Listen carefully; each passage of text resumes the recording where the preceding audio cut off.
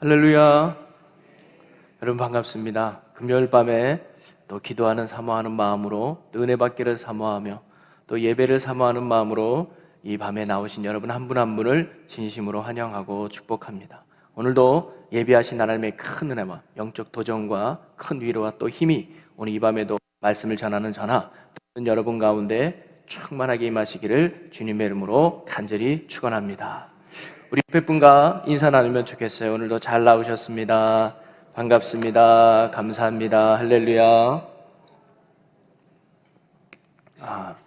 오늘은 또 특별히 우리 찬양단이 주일 2부 예배 때 늘 찬양을 인도해준 우리 브리엘 찬양단이 또 기도회를 맞아서 또 이렇게 섬겨주시고 찬양으로 인도했는데 너무너무 감사해요. 마이크 소리가 끊기죠? 이게 또 이렇게 끊기는 것 같아요. 그러면 상관없어요. 또 준비했으니까. 예. 제가 이 마이크가 왜 소리가 안 났는지를 알았어요. 제가 파워를 키지 않아가지고 소리가 안 났더라고요. 아주 간단한 진리지만 우리의 인생도 영적인 파워가 켜져야 하나님의 은혜가 우리에게 임하고 하나님의 능력이 임해서 하나님의 뜻을 이루는 믿음의 삶을 살게 될 줄로 믿습니다. 그 영적인 파워가 뭐냐? 저는 그게 기도라고 봐요. 기도로 하나님의 능력을 다운로드하는 거예요. 기도로 성령이 내 안에 충만하도록 간구하는 것이죠.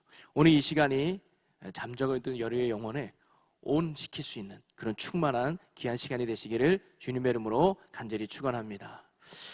오늘 저희는 요셉의 믿음이라는 제목으로 함께 말씀을 나누고자 하는데요. 여러분, 성경에 많은 인물들이 있지만 정말 드라마틱한 삶을 살았다라는 한 인물을 뽑으라면 그것이 아마 요셉일 거예요. 그렇지 않겠습니까? 창세기 37장에서 마지막 50장까지가 요셉의 이야기로 다 이루어져 있어요. 한번 우리가 요셉의 일생을 한번 돌아보면 37장에 17세로 요셉이 등장을 해요. 그런데 요셉이 형들에게 미움을 받아요. 그리고 이 미움을 받는 요셉을 형들이 나중에 애굽으로 노예로 팔아버리게 되죠. 그게 37장의 이야기입니다. 그리고는 37장에 가서 요셉은 새로운 인생을 사는 거예요. 뭐로? 노예라고 하는 출신으로. 한 번도 누구 밑에서 일해보지 않은 요셉이 이제는 보디발이라고 하는 주인 밑에서 종으로 노예로서의 새로운 인생을 요셉이 살아가게 되죠. 그래서 그곳에서 인정을 받아요. 그래서 보디발에게 가정 총무가 되는 영광도 누리게 되죠. 한마디로 말하면 종으로서는 출세한 거예요. 그런데 요셉에게 또 다른 시련이 찾아옵니다. 보디발의 아내가 바로 이 요셉을 유혹하잖아요. 그래서 요셉에게 도덕적 시험이 닥치게 되죠. 그때 이 요셉은 바로 이 도덕적 유혹을 이겨내죠. 그런데 이긴 것 때문에 오히려 뭐예요? 옥에 갇히게 돼요. 보디발의 아내가 무고로 고사를 한 거죠. 거짓말로, 거짓 미투를 한 거예요. 그래서 요셉은 졸지에 또 감옥에 갇히는 신세가 됩니다. 그리고는 40장에 가면 그곳에서 요셉은 술 맡은 간원장과 떡 굽는 간원장을 만나게 돼요. 왜냐하면 거기가 정치인들을 수용하는 수용소였거든요. 그런데 이 두 사람이 꿈을 꾸게 돼요. 그럴 때 이 요셉이 그 꿈을 해몽해 주죠. 그리고는 떡 굽는 간원장은 죽을 것이고 술 맡은 간원장은 살아날 것이에요. 그랬더니 정말로 요셉의 이 예언처럼 해석처럼 떡 깎는 간원장은 죽고 술 맡은 간원장은 복직이 돼요. 그런데 요셉이 복직할 때 이렇게 물어봅니다. 당신이 만약에 풀려나가든 나를 좀 기억해 주세요. 내가 이렇게 억울하게 왔는데 내 사정을 알고 나를 이 감옥에서 꺼내주세요라고 부탁을 해요. 그랬더니 술 맡은 간원장이 당연히 내가 살아서 나가면 당신 구해줄게. 그런데 복직이 되고는 까맣게 잊어버려요. 그리고는 41장에 가면 2년이라는 세월이 지납니다. 그리고는 바로왕이 하루는 꿈을 꾼 거예요. 근데 이 꿈이 도저히 해석이 되지 않아. 그때 측근이었던 술만통 간원장이 꿈하니까 해석하니까 요셉이 생각나죠. 2년 전에 사실 제가 이래 저래 했는데 요셉이라고 하는 청년이 내 꿈을 해몽해줘서 그 꿈대로 됐습니다. 아마 그 청년이라면 왕의 꿈을 해석해 줄 수 있을 것 같습니다. 당장 데리고 와라. 그래서 2년 만에 요셉을 감옥에서 끄집어내고 그에게 내 꿈이 무슨 뜻인지 맞춰보라 하죠.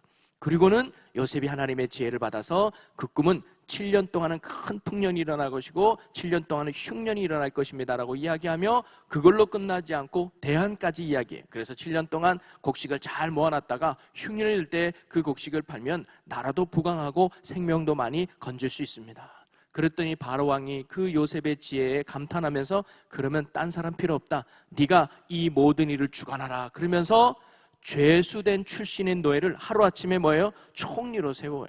그때는 그게 가능했어요. 예, 그때는. 지금이야 청문회 해야 되고 뭐 해야 되고 굉장히 까다롭지만 그때는 왕의 말 한마디면 가능했어요. 그래서 요셉이 하루아침에 죄수 신분에서 애굽의 총리가 되는 영광의 자리까지 서게 되죠. 그런데 이야기는 거기서 끝나지 않죠. 42장에 가면 이스라엘 땅에 살고 있는 자기 가족들도 흉년 때문에 어려움을 해요. 그래서 애굽에 곡식이 있다는 것을 알고 형들이 곡식을 얻으러 애굽에 오게 됩니다. 원수도 외나무 다리에서 만난다고 자신을 팔았던 형들을 요셉이 만나게 되는 거예요. 그래서 형들과의 극적인 만남의 장면이 42장에 나오게 되죠. 이산가족 상봉을 하는 거예요. 이미 요셉은 형들을 다 용서하고 그들을 따뜻한 가족으로 맞이해 주죠. 한 가정의 평범한 아들로 태어났던 요셉이 애굽이라는 거국의 총리가 되기까지, 또한 형들에게 팔려 인생의 바닥까지 떨어졌던 그 요셉이 애굽의 총리가 되어 자신들을 팔았던 형들을 만나고 그 형들이 자신 앞에 무릎 꿇게 되는, 어떻게 보면 역전의 인생이 되는 이러한 파란만장한 삶을 살았던 요셉의 삶을 한편으로 보면 하나의 영화 같고 하나의 드라마처럼 우리가 생각할 수 있겠죠. 자, 그러면 우리는 이렇게 한편의 영화 같은 요셉의 인생과 삶 속을 통해서 아주 중요한 신앙의 교훈을 우리가 발견하고 깨달을 수 있습니다. 그것은 뭐냐면 그의 신앙은 한결같은 신앙이었다는 것을 우리에게 가르쳐줘요. 어떤 상황 속에 있든지 어떤 형편에 있든지 어떤 환경에 놓여 있든지 그는 하나님을 향한 신실한 마음, 하나님을 향한 선실한 마음을 결코 변치 않고 주님을 신뢰하며 살아갔다는 것이 요셉이 우리에게 가르쳐주는 첫 번째 믿음의 교훈이라고 하는 것입니다. 때론 우리는 힘들고 어려울 때는 하나님을 잘 믿어요. 하나님밖에 없어요. 하나님 나 좀 도와주세요. 하나님 아니면 이 문제 해결 못해요. 그래서 열심히 예배도 드리고 기도도 하고 나름 신앙생활 잘해요. 그러다가 문제가 해결되고 나름대로 잘 풀리면 하나님을 떠나는, 하나님을 배신하는 그런 신앙의 모습을 살아가는 분들 종종 있죠. 근데 요셉은 그렇지 않았다는 거예요. 또 반대로 환경이 좋을 때는 하나님을 잘 믿죠. 하나님이 복 주셔서 우리가 이렇게 잘 살고 있구나. 하나님이 은혜 주셔서 우리가 이렇게 평탄하구나. 그래서 문제가 없을 때는 믿음 생활 잘하다가 역경이 생기거나 시련이 오거나 고난이 오거나 아픔이 오면 하나님 어찌 우리에게 이럴 수 있습니까 하면서 하나님을 원망하고 불평하는 모습 우리에게도 있을 수 있겠죠. 그런데 요셉은 결코 그렇지 않았다는 거예요. 요셉은 언제나 한결같은 믿음으로 변함없이 하나님을 향해서 신실한 마음과 성실한 모습으로 살아갔던 게 바로 요셉이라는 겁니다. 그는 아버지 집에 살아갈 때에도, 보디발 집에서 노예로 살아갈 때도, 억울하게 옥살이 할 때도, 또는 애굽의 총리가 되었을 때도 변함없는 믿음으로, 그리고 한결같이 주님 앞에 성실하고 신실하게 살아갔던 사람이 바로 요셉이라는 거예요. 우리는 요셉을 통해서 이 첫 번째 믿음을 우리가 본받고 배울 수 있는 것이죠. 자, 그렇다면 요셉이 이렇게 보여준 어떠한 형편과 상황과 환경 속에서도 변하지 않는 한결같은 믿음을 보여주었는데 그가 보여준 믿음은 무엇이었을까요? 저는 두 가지를 먼저 한번 생각해 보려고 하는데 그것이 바로 우리가 한결같은 믿음 속에서 배울 수 있는 요셉의 믿음의 모습이에요. 그것은 한마디로 말하면 하나님 앞에 늘 순종하는 삶을 살았던 요셉인데 두 가지의 순종입니다. 첫째는 말씀에 순종하며 살았던 믿음의 삶이 바로 요셉의 삶이었어요. 자, 아버지 집에 있을 때를 생각해 보면 형들이 요셉을 미워했다 그랬잖아요. 형들이 요셉을 미워한 이유는 크게 세 가지입니다. 첫째는 아버지의 편애 때문이었어요. 형들은 시장표 1,000원짜리, 2,000원짜리 그냥 티를 입혔는데 요셉에게는 채색 옷을 입혔다 그랬어요. 오늘날 보면 아주 메이커를 입은 거예요. 나이키 뭐 이런 거. 근데 형들에게는 너이키, 어더더스 뭐 이렇게 짝퉁 이런 걸 입으니까 그게 속상했던 거죠. 또 하나는 뭐냐면 형들의 잘못을 고자질했다고 나와요. 아버지한테 아버지 형들이 이러이러한 잘못했어요. 그러니까 형들이 그게 싫은 거예요. 그리고 결정적인 것은 뭐냐면 꿈 때문입니다. 밥을 먹는데 제가요 꿈을 꿨는데 형들의 볕단이 저한테 절을 하던데요. 형들의 별들이 저한테 절을 하던데요.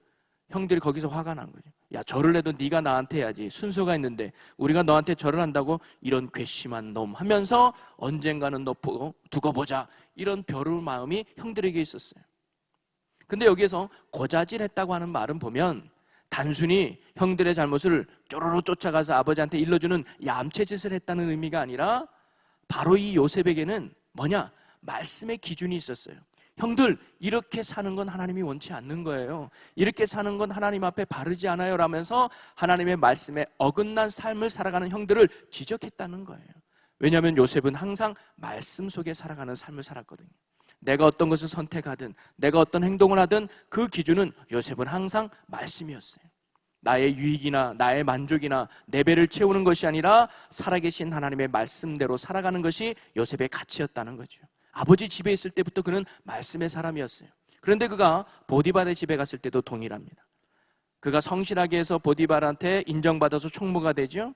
그런데 하루는 보디발의 아내가 이 청년인 요셉을 유혹하는 거예요. 근데 이 유혹에 이 청년 요셉이 결코 넘어가지 않아요. 여러분, 요셉이 이 보디발의 이 젊은 유혹을 뿌리치고 이길 수 있었던 이유가 어디 있었을까요? 그는 남자는 남자지만 남자로서의 정욕이 좀 약했나? 그래서 여자를 봐도 전혀 감동이 없고 여자를 봐도 전혀 이렇게 뭔가 흥분되지 않는 그런 사람이었을까? 아니었을 거예요. 요셉도요, 이쁜 여자 지나가면 자기는 모르게 고개가 돌아가는 그런 아주 건강한 사람이었을 거예요. 그리고 보디발의 아내가 말은 아내고 유혹이지만 얼굴이 아주 못생겨가지고 몸매가 아주 안 좋아가지고 얼굴만 봐도 그냥 전혀 그런 마음이 안 드는 그런 여인이었을까? 그래서 요셉이 전혀 성적인 어떤 욕구가 생기지 않아서 이길 수 있었을까? 그게 아니란 말이죠. 그 당시 보디발이라고 하는 군대 장관 힘이 있어서 아마 가장 예쁘고 멋있는 사람을 부인으로 삼았을 거예요. 누가 봐도 유혹될 만한 여인이었을 거예요. 그런데도 요셉이 젊은 나이에 그런 성적인 유혹을 이길 수 있었던 힘은 어디 있었을까요? 바로 요셉의 마음 가운데 항상 말씀이 새겨져 있었기 때문입니다. 성경이 이렇게 기록하고 있어요. 창세기 39장 9절 말씀해 보니까 이 집에는 나보다 큰 이가 없으며 주인이 아무것도 내게 금하지 아니하였어도 금한 것은 당신뿐이니 당신은 그의 아내임이라. 그런즉 내가 어찌 이 큰 악을 행하여 하나님께 죄를 지으리이까. 요셉은 분명히 알았어요. 이건 죄야. 이건 하나님이 기뻐하는 일이 아니야. 이건 하나님이 결코 좋아하는 일이 아니야. 아무리 내가 좋아한들, 아무리 내가 하고 싶을 한들, 아무리 내가 마음이 간들 하나님이 원하는 일이 아니야 라고 하는 자기 마음속에서 늘 외치는 하나님의 말씀이 바로 요셉 가운데 있었다고 하는 것이죠. 그 말씀이 그로 하여금 죄짓지 않고 이길 수 있는 승리의 길로 가게 했던 것입니다. 아버지 집에 있든 보디발의 집에 있든 그는 항상 어디 있든지 말씀 안에서 말씀에 순종하는 삶을 살았던 것이 바로 요셉이고, 이 요셉이 한결같이 변함없이 끝까지 믿음을 지키는 승리의原動力이 되었던 것이죠. 오늘도 저와 여러분이 언제 어디서나 이런 도덕적인 유혹과 시험이 우리에게도 올 수가 있죠. 그럴 때 우리가 날마다 말씀 앞에 세워지지 않으면 우리도 무너질 수밖에 없다는 거예요. 아무리 내가 도덕적으로 윤리적으로 깨끗하게 산다고 결단하고 또 결단해도 우리는 연약한 존재라 넘어질 수밖에 없다는 거죠. 내 안에 있는 말씀이, 내 안에 있는 성령님이, 내 안에 있는 예수님이 우리를 굳게 붙들어 줄 때 우리가 날마다 승리하며 이겨나가는 승리의 삶을 살게 될 줄로 믿습니다. 요셉과 같이 말씀을 붙들고 말씀 안에서 한결같은 믿음으로 늘 승리하며 살아갈 수 있는 우리 모두가 되기를 주님의 이름으로 간절히 축원합니다. 또 한 번 요셉이 보여준 한결같은 믿음, 즉 하나님 앞에 순종하는 믿음은 말씀의 순종과 더불어서 내게 주어진 상황에 그가 순종하는 믿음의 모습을 보였다고 하는 것입니다. 요셉은요, 형들에게 팔려가지고 노예가 되었어요. 얼마나 억울하겠어요. 솔직히 자기는 잘못한 게 없다라고 생각할 수 있지 않겠습니까? 형들이 나를 돈 주고 팔아버렸어. 다른 사람도 아니라. 얼마나 이 젊은 요셉 마음에 상처가 되고 아픔이 되었겠습니까? 그런데 그가 보디발의 노예로 갔을 때 하나님을 원망하거나 형들을 저주를 퍼붓는 그런 원망의 모습들이 전혀 나오지 않아요. 그리고 보디발의 아내의 유혹을 뿌리쳤잖아요. 얼마나 말씀대로 살았습니까? 오늘날로 보면 하나님이 상줘야 되죠. 그런데 이것 때문에 오히려 보디발의 아내가 괘씸해서 죄 없는 요셉을 옥에 가둬버리죠. 저 젊은 청년이 나를 겁탈하려고 했다고 해서 뭐예요? 거짓 누명을 씌워버려요. 누가 종의 말을 믿어주겠어요? 그래서 노예가 감옥에 갇히는 신세가 돼요. 이것 또한 얼마나 억울하겠어요. 나는 잘못한 게 없는데. 요 정도 되면 우리들은 다 이제 교회 안 나와야죠. 야, 예수 믿어도 소용이 없구나.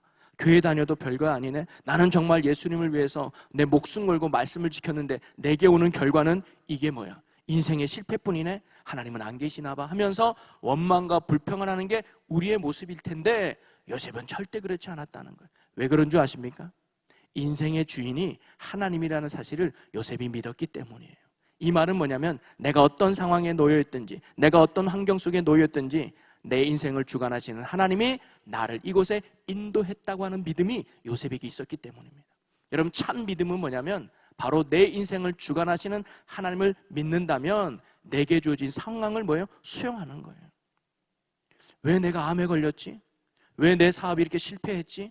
왜 내게 이런 아픔이 오지? 왜 내게 이런 어려움이 오지? 하나님 안 계신 거 아니야? 이게 아니라 하나님이 살아계시고 여러분을 사랑하시고 함께 하신다면 아하, 여기에도 뭔가 하나님의 뜻이 있겠지. 여기에도 뭔가 하나님의 계획이 있겠지. 그래서 그 상황과 그 형편을 뭐예요? 받아들이는 것이 믿음이라는 거예요. 요셉이 그랬다는 거예요. 노예로 갔을 때 그는 철저하게 노예가 되었습니다. 옥에 갇혔을 때도 그는 철저하게 죄수가 되었습니다. 어느 자리에 가든 어느 환경에 있든 누구를 탓하거나 누구를 원망하거나 누구에게 손가락질을 하는 것이 아니라 하나님이 나를 이 자리에 보내주셨다면 그 믿음을 가지고 그 자리에서 하나님을 바라보며 성실하게 살았던 사람이 바로 요셉이었다는 것이죠. 여러분, 우리도 전능하신 하나님을 믿는다면서도 많은 그리스도인들은 자기의 기대와는 다른 상황이 주어졌을 때 무조건 피하려고만 하고 무조건 벗어나려고만 하는 경향이 있죠. 이것은 깊게 따져보면 바로 그 상황을 허락하신 전능하신 하나님을 믿지 못하는 불신의 모습일 수 있습니다. 상황을 주관하시는 하나님을 부정하니까 내게 주어진 상황을 인정하지 못하는 거죠. 내 눈앞에 닥치는 어떤 상황이든 하나님께서 단지 피하라고 벗어나라고 원망하라고 우리에게 허락한 것이 아니라 그 상황을 뚫고 나가라고, 그 상황 속에서 허락하신 하나님의 선한 뜻을 발견하고 그 상황 속에서도 변치 않는 믿음으로 승리할 것을 하나님이 우리에게 원하신다는 것이죠. 그럴 때 우리의 그 삶을 통해서 먼 계획을 갖고 계신 하나님의 뜻이 우리 속에서 하나하나 이루어지는 줄로 믿으시기를 바랍니다. 오늘 저와 여러분이 어떠한 상황에 놓여 있다 할지라도 그 상황으로 인도하시는 하나님을 꼭 믿으시기를 바랍니다. 그리고 그 자리에서 나를 향한 하나님을 바라보고 내가 순종해야 될 길이 무엇인지를 깨닫고 믿음으로 성실하게, 믿음으로 신실하게 나아가는 우리의 삶의 모습이 필요합니다. 그러면 하나님께서 우리의 삶을 더욱 멋지고 아름답게 빚어가게 될 줄로 믿습니다. 요셉은 그 믿음으로 변함없이 살아왔기 때문에 그가 많은 생명을 구하는 영광의 도구로 쓰임받으셨던 것이죠. 여러분, 이처럼 우리가 첫 번째로 배울 수 있는 요셉의 인생을 통해 배울 수 있는 믿음의 교훈은 뭐냐면 그가 상황이나 환경이나 형편에 상관없이 변함없는 한결같은 믿음으로 살아갔다는 거예요. 그게 뭐예요? 하나님 앞에 늘 순종하며 살았다는 거예요. 그것은 말씀에 순종하는 삶이었고 또한 상황에 순종하는 삶이었어요. 오늘 저와 여러분이 어떤 형편과 상황에 있든지 하나님을 바라보며 그 상황 가운데 순종하며 살아갈 수 있는, 그래서 하나님의 뜻을 이루어갈 수 있는 믿음의 귀한 영혼들이 되시기를 주님의 이름으로 간절히 축원합니다. 자, 그리고는 오늘 본문 말씀을 한번 돌아가 보면 오늘 히브리서 기자는 요셉의 믿음의 본질을 이야기할 때 지금까지 제가 열거한 인생, 어떤 요셉의 인생에 대해서는 전혀 말해주고 있질 않아요. 그리고는 히브리서 기자는 요셉의 죽음의 장면에서 그 믿음의 본질과 그 믿음의 내용을 우리에게 가르쳐주고 있습니다. 오늘 본문에서 이렇게 말하죠. 믿음으로 요셉은 임종시에 이스라엘 자손이 떠날 것을 말하고 라고 되어 있습니다. 여기에서 임종시에라는 말은 뭘까요? 우리가 알다시피 죽음을 앞두고 또는 죽음 직전에 이런 의미가 있는 거 아니겠습니까? 바로 이 요셉은 죽음 직전에 두 가지의 말을 고백하면서 하나님을 향한 믿음을 고백하고 있는 거예요. 그 두 가지가 뭐예요? 이스라엘 자손이 떠날 것이다 라고 말하고 자기 뼈를 위하여 명했다라고 말하고 있어요. 자, 이 말씀이 잘 나와 있는 본문이 창세기 50장의 말씀입니다. 자, 창세기 50장 24절과 25절을 한번 읽어보겠습니다. 자, 24절 읽어볼게요. 요셉이 그의 형제들에게 이르되 나는 죽을 것이나 하나님이 당신들을 볼보시고 당신들을 이 땅에서 인도하여 내사 아브라함과 이삭과 야곱에게 맹세하신 땅에 이르게 하시리라 하고, 즉 떠나라 라고 말할 때 이 떠나는 건 어디를 떠나라는 거예요? 애굽을 떠나라는 거예요. 그럼 떠나서 어디를 가라는 거예요? 하나님이 약속하신, 하나님이 맹세하신 그 땅에 가라는 것이 바로 요셉이 죽음 앞에서 자기 자손들과 이스라엘 백성들에게 남긴 유언이라 이 말이죠. 그리고 25절을 볼까요?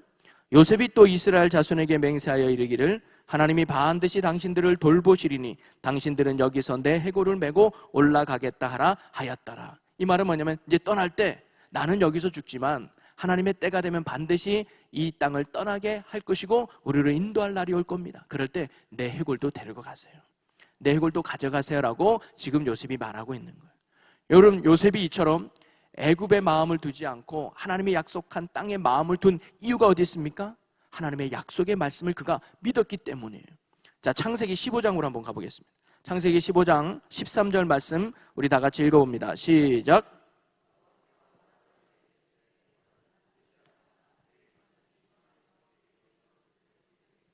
그들은 400년 동안 내 자손을 괴롭히리니. 아멘. 이게 하나님이 아브라함에게 주신 말씀이거든요. 요셉은 아브라함이 이삭에게, 이삭이 야곱에게, 야곱이 자기에게 준 하나님의 약속의 말씀을 믿고 있었어요. 그래서 야, 애굽은 우리가 계속 있을 땅이 아니야. 하나님은 반드시 이 땅에서 우리를 이끌어내서 다시금 약속한 땅으로 인도한다고 했어. 나는 이 말씀을 믿어. 그러면서 죽음 앞에 내 때에 이 말씀이 이루어지지 않았지만 반드시 이 말씀은 이루어질 거야. 그러니 너희들, 하나님이 너희를 인도할 거야. 그래서 이 땅을 떠나게 할 것이고 가나안 땅으로 인도할 거야. 그러니 그 하나님을 붙들고 살아라 라는 것이 요셉이 자녀들에게 주는 마지막 유언의 말씀이었다는 것이죠. 요셉은 나는 이곳에서 죽지만 반드시 너희들을 이끄실 하나님이 있을 것이고 너희들이 하나님의 그 약속한 땅으로 이끌 것이야. 하나님의 약속의 말씀을 굳게 믿고 이런 신앙의 고백을 했던 것이죠. 이것은 무엇을 의미하냐면 요셉은 애굽에서 살고 있지만 자신이 진정 살아야 할 땅은 애굽이 아니라 약속하신 땅, 축복의 땅인 이스라엘 가나안 땅임을 그가 믿고 고백하고 있는 것이죠. 왜냐하면 그 땅을 하나님이 약속하셨으니까. 자, 이 말씀은 오늘 우리에게 어떻게 의미로 다가오는가? 여러분, 성공한 사람들은 자신이 성공한 자리를 떠나기가 쉽지 않죠. 내가 어떻게 이룬 땅인데, 내가 어떻게 여기까지 왔는데 이제 내가 살만하니까 어딜 가 하면서 성공한 사람은 그 자리를 떠나기가 쉽지 않아요. 실패하면 떠나기가 쉽죠. 여러분, 요셉은 당시 애굽에서 가장 성공한 사람이 바로 요셉이었어요. 우리가 알다시피 넘버 2 아닙니까? 바로왕 다음에 가장 힘 있는 사람이 애굽의 바로 요셉이었습니다. 그런 그가 애굽의 모든 것을 포기하고 떠나라고 말할 수 있는 이유는 어디 있었을까요? 바로 그의 마음에는 언제나 하나님이 약속하신 축복의 땅이 그 마음 가운데 늘 품고 있었기 때문입니다. 시편 62편 10절에는 이런 말씀이 있습니다. 재물이 늘어도 거기에 마음을 두지 말지어다. 여러분, 돈을 버는 것은 축복도 아니고 저주도 아닐 수 있어요. 왜냐하면 돈을 벌었기 때문에 혹 그가 하나님을 멀리했다면 그에게 돈은 저주가 되는 거죠. 근데 돈을 벌은 것 때문에 그가 더욱 하나님을 위해서 쓰임받고 하나님을 위해서 사용했다면 돈은 그에게 축복이 되는 것입니다. 돈 자체가 중요한 것이 아니라 그 돈을 대하는 우리의 마음과 우리의 중심, 우리의 믿음이 중요하다는 사실이죠. 솔로몬은 자신의 말년에 자기의 인생을 돌아보면서 이렇게 고백을 했어요. 헛되고 헛되니 모든 것이 헛되도다. 인생 살아봤자 아무 의미가 없다. 이런 헛됨을 고백하잖아요. 만약에 어떤 사람이 가져본 것도 없고 누려본 것도 없고 얻어본 것도 없는 그런 사람이 야, 인생 살아봤자 헛되라고 말하면 아무 의미가 없죠. 왜? 그는 누려보질 않았으니까.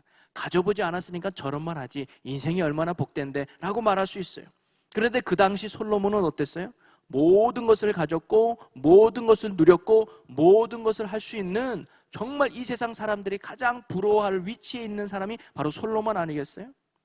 다들 아마 솔로몬을 인생의 목적으로 두고 열심히 살아왔을 거예요. 그런 솔로몬이 자기의 인생을 돌아보며 외친 한마디가 뭐예요? 헛되고 헛되니 모든 것이 헛되도다 라고 말해요. 그러면서 그가 최종적으로 이렇게 결론을 지어 이야기합니다. 우리 전도서 12장 13절 말씀을 우리 다 같이 읽어봅니다. 일의 결국을 다 들었으니 하나님을 경외하고 그의 명령들을 지킬지어다. 이것이 모든 사람의 본분이니라. 아멘. 솔로몬이 모든 것을 가져보고 모든 것을 누려보고 모든 것을 할 수 있는 위치에서 지내와 보니까 정말 인생에서 중요하고 가치 있는 것이 뭐냐? 돈이 아니더라. 지혜가 아니더라. 명예가 아니더라, 권력이 아니더라, 출세하는 게 아니더라, 성공하는 게 아니더라. 가장 중요한 건 뭐냐? 하나님을 경외하고 그의 명령을 지키는 것이 가장 가치 있고 소중함을 바로 솔로몬이 깨닫고 고백하고 있는 것이죠. 여러분, 이런 삶을 살았던 것이 바로 누구냐? 요셉임을 오늘 말해주고 있는 거예요. 그는 화려하고 풍성한 애굽 땅에 마음을 두지 않았습니다. 하나님이 약속하신 진정한 축복의 땅을 마음에 품고 바라보며 살았던 것이 바로 요셉이었습니다. 그 이유는 무엇일까요? 하나님이 약속의 말씀을 듣고 그가 그 약속의 말씀을 믿었기 때문입니다. 즉 하나님이 함께하는 나라는 애굽이 아니라 가나안 땅임을 믿었다는 거예요. 내가 애굽 땅에서 잘 먹고 잘 사는 것이 인생의 목적이 아니야. 가나안 땅에 가서 하나님과 함께 지내는 것, 하나님과 함께 동행하는 것, 하나님 안에 사는 것, 그것이 내 인생의 축복이고 내 인생의 가치야라는 신앙 고백이 바로 요셉의 고백이었던 것입니다. 즉 요셉에게 있어서 가치는 세상의 안위와 만족과 이 땅에서 잘 먹고 잘 사는 것이 아니라 하나님과 함께하며 하나님께 인정받으며 또 하나님께 영광이 되는 것이 요셉의 가치고 요셉의 신앙의 목적이었던 것이죠. 사랑하는 성도 여러분, 우리의 가치와 우리의 신앙의 목적도 하나님이 되시기를 주님의 이름으로 간절히 축원합니다. 하나님을 경외하며 그 말씀을 지키는 것이 저와 여러분의 삶의 목적이 되고 삶의 가치가 되는 그런 믿음의 삶을 살아가는 우리 모두가 되기를 주님의 이름으로 간절히 축원합니다. 요셉이처럼 애굽을 떠나 가나안 땅에 소망을 두며 살았다는 것은 우리에게 또 다른 어떤 의미가 있는가? 그것은 우리가 이 땅에 소망을 두고 사는 것이 아니라 영원한 약속의 땅인 하나님의 나라, 천국의 소망을 두고 살아갈 것을 우리에게 가르쳐주고 있는 거예요. 내가 만족하고 내가 좋은 삶의 내용이 아니라 타인이 칭찬해주고 타인이 박수 쳐주는 삶의 내용이 아니라 그리고 하나님이 인정해주고 하나님이 칭찬해주는 인생, 그리고 하나님이 만족해주는 인생을 살아가는 거, 그것이 진정으로 가치 있고 복된 인생임을 요셉이 우리에게 가르쳐주는 거예요. 오늘도 우리가 이런 믿음으로 살아갈 수 있는 우리가 되기를 주님의 이름으로 간절히 축원합니다. 왜냐하면 우리는 다 요셉과 같이 하나님 앞에 서야 될 영혼들이기 때문입니다. 이 땅에서의 삶을 다 마치고 하나님이 오라 그러면 하나님이 약속한 그 천국에 가야 될 영혼들이란 말이죠. 그러면 그 하나님 앞에 섰을 때 너 뭐 하다 왔니? 라고 물어보면 할 말 있는 믿음의 삶을 우리가 살아가야 되지 않겠습니까? 저희 지방에 작은 교회를 이렇게 목회하시는 사모님이 계셔요. 두 분 다 교사로 있다가 이제 교사를 이제 그만두고 목회자로 부름받아서 교회를 개척해서 사역을 하고 계세요. 성도가 많지 않아요. 그런데 이 사모님은 정말 일주일을 바쁘게 보내세요. 그래서 제가 한번 물어봤어요. 사모님 왜 이렇게 바쁘게 보내세요? 그랬더니 이 사모님이 교회 일만 하는 것이 아니라 아동복지센터라든가 뭐 어린이집이라든가 아이들을 대할 수 있는 곳을 많이 찾아다니면서 그들에게 무상으로 교육하고 무상으로 섬기면서 또 그들을 전도하는 일을 열심히 하고 있는 거예요. 왜 그렇게 바쁘게 보내세요? 라고 물었더니 그분이 이렇게 대답을 했어요. 교회 학교가 아직 많지 않아서 그 아이들을 위해서 헌신할 시간은 없는데 내가 가지고 있는 은사와 내가 가지고 있는 건강과 내가 가지고 있는 능력을 가지고 이 땅에 있는 동안 열심히 해야 되지 않겠어요? 그래야 하나님 앞에 갔을 때 너 뭐 하다 왔니? 라고 물어보면 내가 하나님 앞에 네 하나님, 내가 하나님 앞에 이런 일 하다 왔어요 라고 말해야 되지 않겠어요? 라고 했어요. 그 말이 아직도 제 마음에 큰 도전이 되고 은혜도 다가와요. 우리도 하나님 앞에 섰을 때 너 뭐 하다 왔니? 내가 준 건강으로 너 뭐 하다 왔니? 내가 준 물질로 너는 뭐 하다 왔니? 내가 준 지혜로 너는 뭐 하다 왔니? 라고 물어본다면 우리는 하나님 앞에 뭐라고 말할 수 있을까요? 여러분, 무디 목사님이 하루는 부흥회를 인도했습니다. 부흥회가 다 끝나고 나서 성도들에게 인사를 나누는데 한 교수가 찾아오더니 목사님 오늘 말씀 잘 들었습니다. 그런데 제가 목사님의 설교를 듣다 보니까 목사님의 설교의 문법이 무려 35번이나 틀렸더군요. 그래요. 그랬더니 목사님이 빙그레 웃으면서 아 그랬나요? 제가 초등학교밖에 못 나와서 제가 부족함이 있네요. 그래도 내가 이런 어설픈 문법이지만 그래도 하나님 앞에 말씀을 전하고 복음을 전할 수 있다는 것이 제게 얼마나 큰 기쁨인지 모릅니다 하면서 한마디를 덧붙여서 그렇게 이렇게 물어봐요. 그러면 선생님은 그렇게 뛰어난 문법 실력 가지고 하나님을 위해서 무엇을 하고 계시나요? 그랬더니 그분이 머리를 그쩍이면서 그냥 돌아갔다는 거죠. 여러분, 결코 우리는 이 땅에 안주하며 이 땅에 만족하며 사는 영혼들이 아니라고 하는 것입니다. 영원한 축복의 땅, 하나님의 나라가 우리에게 약속되어 있다는 줄로 믿으시기를 바랍니다. 그래서 빌립보서 3장 20절에 보면 그러나 우리의 시민권은 하늘에 있는지라 거기로부터 구원하는 자 곧 주 예수 그리스도를 기다리나니. 여러분, 우리의 시민권이 하늘에 있음을 믿고 하늘의 소망을 두고 하늘의 목적을 두고 하늘의 가치를 두고 이 땅에 믿음의 길을 걸어갈 수 있는 저와 여러분의 삶이 되시기를 주님의 이름으로 간절히 축원합니다. 늘 말씀 중심, 하나님 중심으로 살아가셔서 하나님 앞에 갔을 때 잘했다, 충성된 종아라고 칭찬 듣는 저와 여러분의 복 있는 삶이 되시기를 주님의 이름으로 간절히 축원합니다. 그리고 마지막 세 번째로 오늘 본문 말씀을 통해 배울 수 있는 요셉의 믿음은 뭐냐면 민족을 품는 믿음을 알 수가 있어요. 오늘 말씀에서 요셉은 죽음 앞에 이 땅을 떠나라 라고 말할 때 그 대상은 자기 가족과 직계 친척들만을 말하는 것이 아니었습니다. 바로 이스라엘 전체 민족을 말하고 있는 거예요. 그래서 요셉은 가족과 이스라엘 민족을 구별해서 말씀을 전하고 있죠. 자, 다시 한번 창세기 50장으로 가보면 50장 24절에 이렇게 기록하고 있습니다. 요셉이 그의 형제들에게 이르되 나는 죽을 것이나 하나님이 당신들을 돌보시고 당신들을 이 땅에서 인도하여 내사 아브라함과 이삭과 야곱에게 맹세하신 땅에 이르게 하시리라 하고, 여기서 요셉은 그의 형제들에게 이르되라고 나와요. 그 형제들은 뭐예요? 자기 가족과 직계 가족들이에요. 그들에게 너희들 하나님이 이 땅에서 너희를 인도해 낼 거야, 그리고 약속한 땅으로 인도해 줄 거라고 예언하고 있는 것이죠. 그러면서 25절에 또 보면 요셉이 또 이스라엘 자손에게 맹세시켜 이르기를 나오죠. 저 25절에는 이스라엘 자손들에게 맹세시켜라고 말하고 있습니다. 바로 요셉의 믿음의 범위는 자신과 가족들만을 품는 것이 아니라 그것을 넘어서 민족을 위한 믿음으로 승화되었음을 오늘 말씀이 우리에게 보여주고 있는 것이죠. 요셉의 관심은 자신과 가족들만이 아니라 민족에 대한 커다란 관심이 바로 요셉의 마음에 있었다는 것을 우리가 알 수가 있습니다. 이거는 요셉만이 아니었습니다. 성경에 기록된 모든 하나님 앞에 쓰임받았던 믿음의 사람들은 한결같이 민족을 품었어요. 우리가 알고 있는 바울도 보면 그가 로마서 9장에 이렇게 말합니다. 내가 그리스도 안에서 참말을 하고 거짓말을 아니하노라. 나에게 큰 근심이 있는 것과 마음에 그치지 않는 고통이 있는 것을 내 양심이 성령 안에서 나와 더불어 증언하노니. 그는 뭔가 마음에 큰 고통이 있다는 거예요. 그게 뭐냐? 3절에 나의 형제 곧 고륙의 친척을 위하여 내 자신이 저주를 받아 그리스도에게서 끊어질지라도 원하는 바로다. 나는 구원받아 천국 가지만 우리 민족들, 우리 친척들은 예수님을 몰라 지옥 가는 게 너무 슬퍼서 나는 그들이 구원받기를 원한다는 거예요. 차라리 내가 저주를 받아도 민족이 구원받을 수 있으면 좋겠다는 것이 바울의 고백이었다는 거예요. 그리고 모세도 마찬가지였습니다. 그가 이스라엘 민족을 위해서 중보기도하는 것을 보면 출애굽기 32장 32절을 보면 우리 다 같이 한번 읽어볼까요? 그러나 이제 그들의 죄를 사하시옵소서. 그렇지 아니하시오면 원하건대 주께서 기록하신 책에서 내 이름을 지워 버려 주옵소서. 범죄한 이스라엘 백성들에 대해서 하나님이 심판을 약속할 때 하나님 저들의 죄를 벌하지 마십시오. 차라리 그러려면 저를 생명책에서 이름 지워주세요 라고 할 정도로 이스라엘 백성을 품는 모세의 마음을 우리가 엿볼 수 있어요. 그래서 바울은 우리에게 이렇게 충고의 말씀을 해주고 있습니다. 디모데전서 2장 1절과 2절 말씀을 우리 같이 읽어보겠습니다. 그러므로 내가 첫째로 권하노니 모든 사람을 위하여 간구와 기도와 도고와 감사를 하되 임금들과 높은 지위에 있는 모든 사람을 위하여 하라.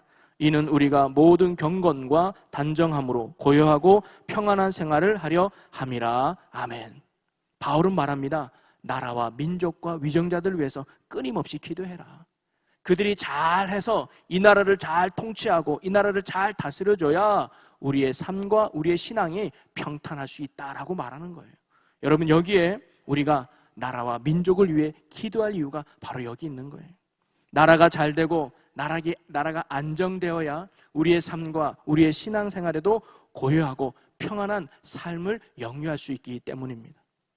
요즘 우리나라가 참으로 어수선한 분위기 속에 있죠. 올 초에 시작됐던 코로나 때문에 사람들이 만남이 잦아지고 경제도 많이 하락하고 사람들과의 관계도 소홀해지는 그런 어려운 가운데 있어요. 특별히 정부에서는 요 근래 교회에서 확진자가 많이 생기다 보니까 7월 10일자로 공지사항이 나와서 정식 예배 외에는 어떤 소모임과 어떤 만남도 이제 하지 말아라.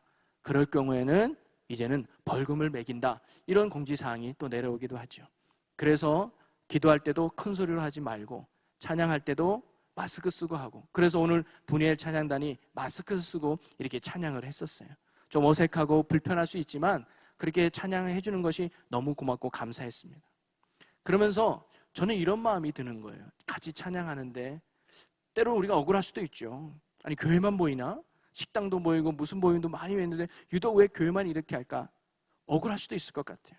요셉처럼 억울할 수 있을 것 같아요. 요셉처럼 화가 날 수도 있을 것 같아요. 그런데 중요한 건 하나님이 제 마음 가운데 그런 메시지를 주는 거예요. 야, 마스크 써도 너 나 찬양할 수 있니? 그럼요. 모이지 말라고 해도 너 나를 위해 기도할 수 있니? 그럼요. 모이지 말라고 해도 너희가 나를 위해 예배할 수 있니? 그럼요. 그 믿음을 하나님이 지금 우리에게 원하시는 것 같아요. 야, 지금 나라 때문에 우리가 예배 못 드리네? 이것 때문에 우리가 기도할 수 없네? 이것 때문에 우리가 복음 전할 수 없네? 아니요. 그럼에도 우리가 기도하고, 그럼에도 우리가 예배하고, 그럼에도 우리가 사랑을 실천하는 그 믿음을 하나님이 원하는 거 아닐까요? 누구 때문에 탓하고 원망하는 것이 아니라 오히려 이것이 우리가 천하위복이 돼서 다시 하나님 앞에 세워줄 수 있는 은혜가 기회가 되기를 주의 이름으로 간절히 축복합니다. 또 이 나라가 지난번에 차별금지법이라는 법이 발의가 돼서 아마 여러분 카톡이나 이런 걸로 반대 서명 부탁한다는 그런 공지사항 여러분도 아마 받았을 거예요. 모든 사람을 차별 없이 대하자는 게 이 차별금지법의 목적이라고 그래요. 이거 당연하죠. 어떻게 모든 사람이 차별받습니까? 피부색이라든가 인종에 따라서 전혀 차별 없이 생명은 다 귀하고 존귀한 거죠. 그런데 그 안에 어떤 내용이 담겨 있냐면 성소수자들, 쉽게 말하면 성적 지향자들도 우리가 차별하지 말자라고 해요. 그럼 이 성적 지향자들, 성소수자들 중에 누가 있냐면 동성애자들이 있는 거예요. 한마디로 말하면 동성애자들도 우리가 인정해주고 동성애자들도 우리가 차별하면 안 된다. 그래서 교회에서 동성애자가 죄다 나쁘다 이렇게 뭔가 그들을 반대하거나 대적하면 이제는 뭐냐면 처벌을 받는다는 거예요. 이거에 대해서 옳지 않다라고 교회가 한 목소리 내서 반대 서명했던 게 그거거든요. 왜 그러냐면 여러분, 죄와 죄인은 우리가 구별할 줄 알아야 돼요. 동성애자는 우리가 포용하고 수용하고 사랑해야 될 영혼이죠. 그러나 동성애는 우리가 인정하지 말자 죄라는 거죠. 여러분, 성경에 보면 예수님도 간음하다가 붙잡힌 여인이 있었습니다. 그때 예수님은 간음하다 붙잡힌 그 여인을 죄인 취급하며 그를 멀리하지 않았어요. 그를 포용하고 그를 수용하고 그를 용서해 주셨습니다. 왜? 그 또한 귀한 하나님의 사랑하는 영혼이었기 때문입니다. 그렇다고 예수님이 간음이라는 죄를 인정해 준 게 아니란 말이죠. 그래서 그 여인을 돌려보낼 때 예수님이 이렇게 말합니다. 다시는 죄를 짓지 말아라. 즉 간음이 죄니까 다시는 짓지 말아라고 말하는 것이죠. 어떤 분이 이렇게 말할 수 있습니다. 동성애자들도 우리가 사랑해야 될 귀한 영혼 아닙니까? 맞죠. 우리가 품고 사랑해야 됩니다. 그러나 동성애는 죄가 된다는 사실을 우리가 꼭 명심해야 된다는 것이죠. 그것은 앞으로 창조 질서를 파괴하고 건강한 가정의 질서를 무너뜨리는 하나님 앞에 큰 범죄가 되는 것이 바로 동성애이기 때문입니다. 그러기에 차별금지법은 자칫 잘못하면 동성애를 합법적으로 여기로 가는 길이 될 수 있는 거예요. 그래서 그것을 이제 우리 아이들에게 직접적으로 가르치는 거죠. 야, 동성애는 괜찮은 거야. 동성애도 우리가 인정해 줘야 돼. 이렇게 하다 보면 잘못된 가정 질서 또는 창조 질서가 무너지는 큰 죄악의 길로 가는 것이죠. 그래서 이거에 대해서 교회가 한 목소리를 내서 이거는 아닙니다라고 외치기로 우리가 서명운동을 한 것이죠. 여러분, 결코 다투거나 싸우면서는 아니 되고 우리가 지혜롭게 대처할 방법도 필요하죠. 우리가 의견을 제시하고 말하는 것은 반드시 필요합니다. 여러분, 사실 세상 사람들은 죄와 죄인을 구별 못해요. 왜 그런 줄 아세요? 그들은 하나님을 모르기 때문입니다. 말씀을 모르기 때문에 죄가 뭔지 몰라요. 죄인이 누군지도 그들은 잘 모르기 때문이죠. 그래서 그들은 죄를 죄로 여기질 않아요. 그래서 동성애를 절대 죄로 보지 않는 겁니다. 그런 그들에게 아무리 동성애가 죄라고 외쳐봤자 그들은 오히려 우리들에게 자기밖에 모르는 이기적인 기독교 집단이라고 매몰할 수밖에 없는 것이죠. 그래서 우리는 이 나라 이 민족을 위해 더 기도할 이유가 바로 여기 있는 겁니다. 그들이 모른다고 잘못한다고 지적하고 혼내는 것이 절대 아니라 이 나라가 악에 물들지 않도록, 이 나라가 더러움에 타락하지 않도록 하나님 앞에 선한 민족이 될 수 있도록 뭐예요? 기도해야 되는 거예요. 이때가 바로 하나님 위해서, 이 나라 인민족을 위해 기도해야 될 때인 줄로 믿으시기를 바랍니다. 우리가 너무나 나라를 사랑하지 못해서, 우리가 너무나 나라를 위해 기도하지 못해서 하나님이 기도하라고 이런 분위기와 상황을 몰아가신 것이 아닐까. 누구를 탓하기 전에, 누구를 원망하기 전에, 누구에게 손가락질하기 전에 이 상황을 허락하신 하나님 앞에 철저하게 내려놓고 우리가 이 나라 인민족을 구원해달라고, 우리가 이 나라 인민족을 붙들어달라고 기도해야 될 때인 줄로 믿습니다. 그래서 우리는 두 가지를 기도해야 됩니다. 첫째는 뭐냐면 대통령을 비롯한 정치, 경제, 사회, 문화, 교육 전반에 이르는 위정자들을 위해서 우리가 기도해야 돼요. 그들이 바른 생각을 가지고 또 바른 판단을 가지고 바른 지혜를 가지고 이 나라를 바르게 이끌어갈 수 있도록 우리가 기도해 줘야 돼요. 그리고 또 하나는 뭐냐면 우리 믿는 자들이 세상의 빛과 소금이 될 수 있도록 기도해야 됩니다. 여러분, 믿는 자들이 정치에 들어가면, 믿는 자들이 사회에 들어가면, 믿는 자들이 교육에 들어가면 달라지겠죠. 근데 그들이 빛됨을 못하는 거예요. 여러분, 정치인들의 기독교인이 없겠습니까? 사회에, 문화에, 교육에 기독교인이 없겠습니까? 있어요. 그런데 그들이 빛과 소금의 사명을 감당하지 못하고 세상 사람처럼 살아가니까 세상에 물드는 모습이 있지 않을까요? 우리가 깨어 기도해야 되는 것이죠. 이럴 때일수록 더 믿는 우리가 정신을 바짝 차리고 하나님 앞에 바로 서야 될 줄로 믿습니다. 여러분, 소돔과 고모라가 멸망당한 이유가 뭔지 아십니까? 죄인이 많아서가 결코 아니라는 거예요. 의인 10명이 없었기 때문에 망했다는 사실을 우리는 꼭 명심하고 기억해야 됩니다. 이 나라의 멸망과 이 나라의 축복은 불신자들에게 있는 게 아니라는 거죠. 정치인들에게 있는 게 아니에요. 바로 믿는 자, 우리에게 있는 줄로 믿으시기를 바랍니다. 우리가 하나님 앞에 믿음 생활 잘하면 하나님이 이 나라 복을 주실 것이고, 우리가 믿음 생활 개떡같이 하면 하나님이 이 나라 멸망 줄 수 있다는 거예요. 성도가 성도답지 못하고 교회가 교회답지 못했다는 것, 그것 때문에 이 나라 멸망이 올 수 있다는 거예요. 그러기에 요즘 어수선하고 힘든 이 사회 속에서 무엇보다 우리의 믿음을 점검해 볼 수 있는 그런 기회가 되었으면 좋겠습니다. 철저하게 하나님 앞에 바로 설 수 있는 믿음의 우리들이 되었으면 좋겠습니다. 더욱 복음 위에, 말씀 위에, 기도 위에 굳게 설 수 있는 우리가 되었으면 좋겠어요. 이것이 선행되지 않으면요, 아무리 차별금지법 서명운동해도 소용없어요. 아무리 정치인들에게 싸움을 걸어도 아무 소용없습니다. 우리가 믿음이 바로 서 있지 않으면 하나님이 역사하지 않기 때문이죠. 사실 우리가 지금 누리는 이런 복음의 복은 우리 과거의 어머니 세대들, 할머니, 할아버지 세대의 믿음의 열매가 우리가 누리는 거 아니겠습니까? 그들은 자식들이 잘 되기 위해서, 이 나라가 잘 되기 위해서 일주일 내내 새벽마다 기도하고 저녁마다 부르짖었어요. 교회에서 부흥회한다 그러면 메어 터지고 기도한다 그러면 가득 찼어요. 근데 요즘 세대 어떻습니까? 금요 기도합시다 수요예배보다 적게 나오는 거예요. 누구를 탓할 수 있을까요? 목사님이 설교가 안 좋아서 그래요. 교회가 사랑이 식어서 그래요. 누구 탓할 게 아니라 내 믿음에 식었다는 거예요. 하나님은 다시 우리에게 그걸 깨닫게 해주는 게 아닐까요? 이런 상황에서 다시 너희들은 나를 바라볼 수 있겠느냐? 이 나라를 회복시키는 건 내게 있다는 하나님 앞에 우리가 뭐예요? 믿음으로 회복돼요. 우리 자녀들에게 신앙생활을 잘할 수 있는 영적 분위기를 우리가 물려둬야 되지 않겠습니까? 그들이 교회 가는 것도 어려워지고 그들이 예수 믿는 것이 힘들어지는 그 세상 문화를 우리가 만들어주면 안 되잖아요. 그 역할이 누구에게 있는 거예요? 지금 우리에게 있는 줄로 믿습니다. 우리가 다시 하나님 앞에 서서 말씀으로 깨어나고 기도로 이 나라의 민족을 품고 나아갈 때, 하나님의 기름 부으심이 다시금 이 땅에 임할 때 우리 자녀들이 믿음 생활 잘해서 다시 이 나라가 하나님의 기쁨의 나라로 세워지는 그 축복의 땅으로 하나님이 만들어줄 줄로 믿습니다. 미래의 사명은 오늘에 살아가는 우리에게 있다는 거예요. 미래에게 있는 게 아니에요. 오늘 우리가 어떻게 살아냐에 따라서 미래의 열매가 달라지는 거예요.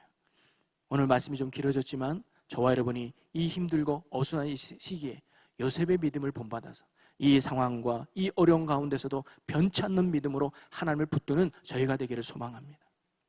그리고 이 땅에 목적을 두는 것이 아니라 하나님께 목적을 두고 지금의 목적을 두는 것이 아니라 미래 우리 자녀 세대가 신앙생활 잘할 수 있는 그런 교회, 그런 문화를 만들어주고자 꿈꾸며 오늘의 최선을, 오늘의 믿음에 힘쓰는 저와 여러분이 되었으면 좋겠습니다. 그리고 내 개인의 신앙이 아니라 민족을 품어서 대통령을 욕하는 것이 아니라 그만큼 대통령을 위해 기도할 수 있는 우리가 됐으면 좋겠습니다. 정치인에게 손가락질 전에 그를 위해 축복의 손을 밀어줄 수 있는 기도하는 저희가 됐으면 좋겠습니다. 그럴 때 하나님이 일하실 겁니다. 하나님이 변화시켜 주시고 하나님이 다시 민족을 세워주셔서 우리 자녀들이 예수 믿기 좋은 세상, 우리 자녀들이 하나님께 영광을 돌리는 아름다운 세상으로 우리 하나님이 이끌어 주실 줄로 믿습니다. 저와 여러분이 그런 믿음으로 굳게 세워지기를 주님의 이름으로 간절히 축원합니다.